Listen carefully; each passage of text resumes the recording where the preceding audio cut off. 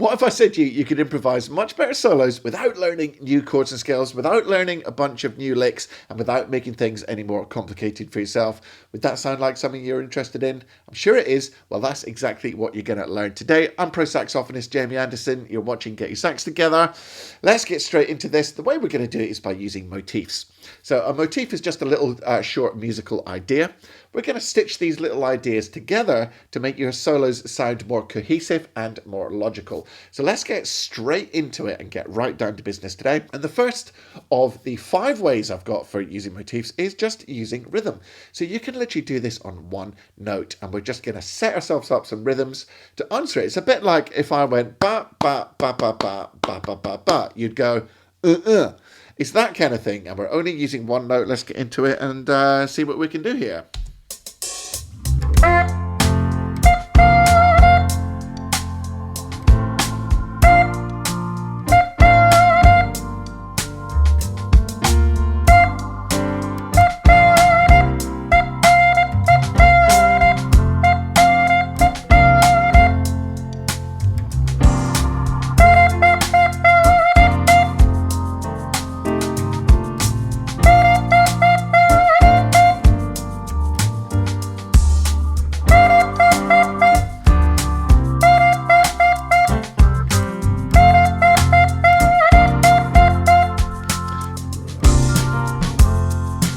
So you can see there, I was just using the one note and I was repeating rhythms and then developing them towards the end of the phrase and keeping it all sitting nicely within 2, 4 and 8 bar chunks. So that's the simplest way that you can use motifs. Let's move on to technique 2. Technique 2 is using an A, B, A, C pattern. So A represents your first little musical idea, then you do something different. Then you go back to your first musical idea, and then you do something different again. So you keep coming back to that A idea and then responding to it in different ways.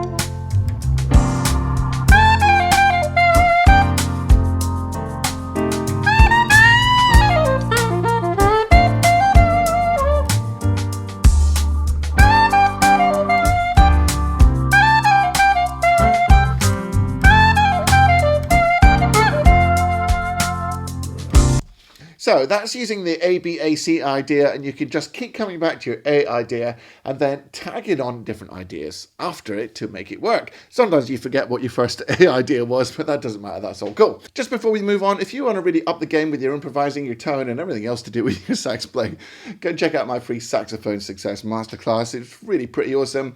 It's a whole hour of teaching and you're going to learn a whole bunch, which is really going to make a big difference and move the needle with your saxophone playing. So just click the link, use the URL that you can see there, or click the link in the description. You just got to fill in your email. I think you probably have to verify your email, and then boom, you're in. The masterclass is yours. It's my gift to you to say thank you for watching. Okay, let's get back with the tips for the motifs now. The third method is to do AAB. So you're going to play something, and then you're going to play it again, and then you're going to play something different. It's as simple as that. And you can be quite flexible with this. So that would sound something like this.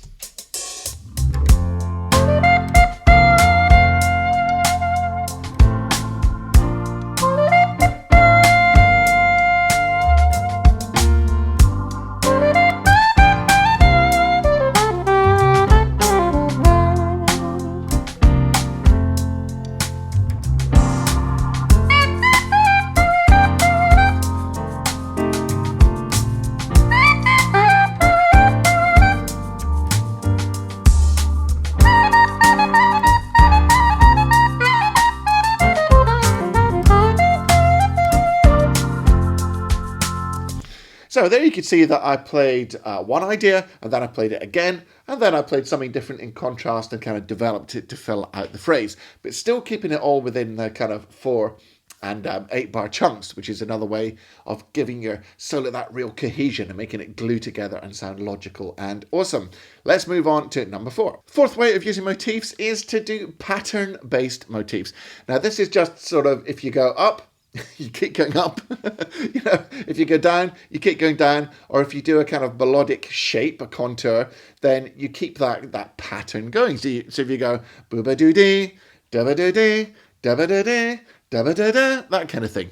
So that would sound something like this.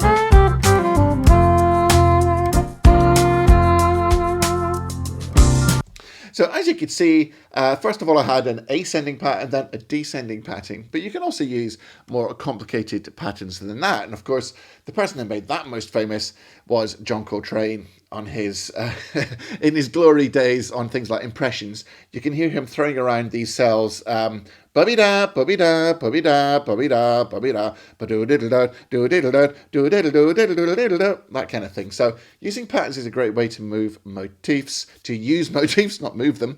Move the patterns, use motifs. Let's move on to the final way, which is number 5. This final method is what I call having a conversation with yourself. So imagine yourself split into 2 people, and one is playing one thing and one is playing the other.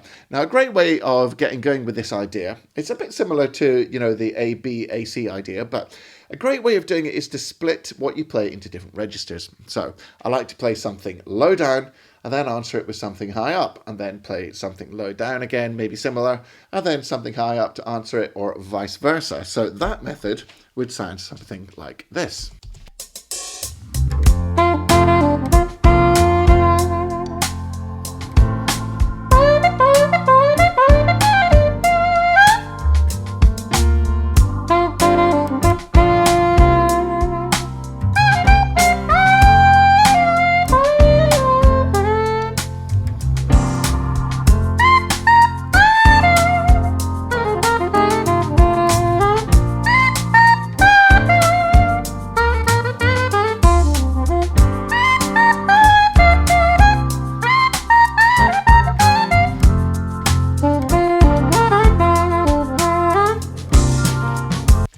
So you can see there I was trying to mix up the registers and almost split myself in 2, set up a question either down low or up high, and then answer it in the other place.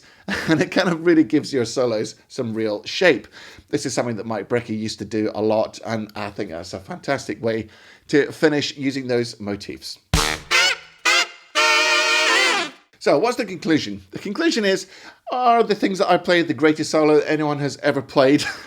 No, not at all. But when you start thinking more logically about how you improvise and start putting this more structure into what you play, the thing that you're going to eliminate is that endless noodling, flatland, never going to stop playing, sort of driveling solos that is the curse of many a hobby saxophonist, and it's the death of a good solo. So this will really give you a framework to start with.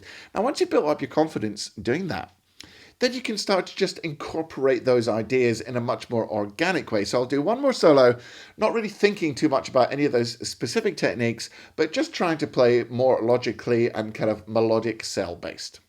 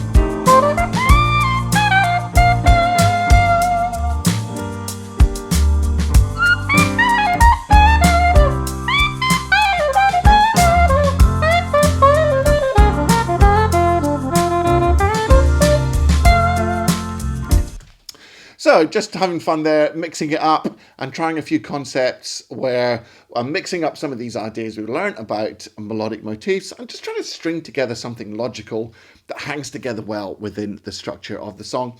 So that is an instant way that you can make all your solos better. Now you don't have to use the fancy language that I was doing. This all applies to even if you've got one simple pentatonic scale or even one note. So have fun really bringing your solos to life.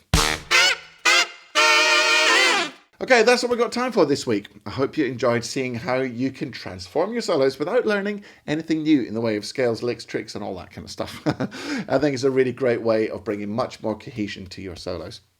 Remember, you can check out the free Saxophone Success Masterclass, which is my gift to you. By the way, just before you go and check out my Inner Circle membership. There's a bonus video in there every week, which is really going to support the content you see for free on here. And there's loads of other cool stuff like the Inspirational Solo of the Month. There's monthly Q&As, and it's the point where you can get daily access to me and ask me stuff and just be in my world with a bunch of other really cool, enthusiastic hobby saxophonists. So go and check out the Inner Circle membership. I think there's a free 7-day trial at the moment, so you got nothing to lose. All right, until next week, thank you so much for watching. If you haven't subscribed, by the way, I never really say this, but if you haven't subscribed, please do subscribe now. It's going to make a big difference to the channel and the amount of people that I can reach and help as saxophonists. But until next week, make sure you practice hard, practice smart, and enjoy your music. Take it easy.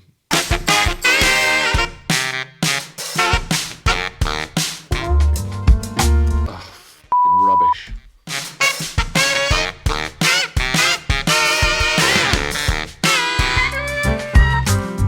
Why am I playing so bad?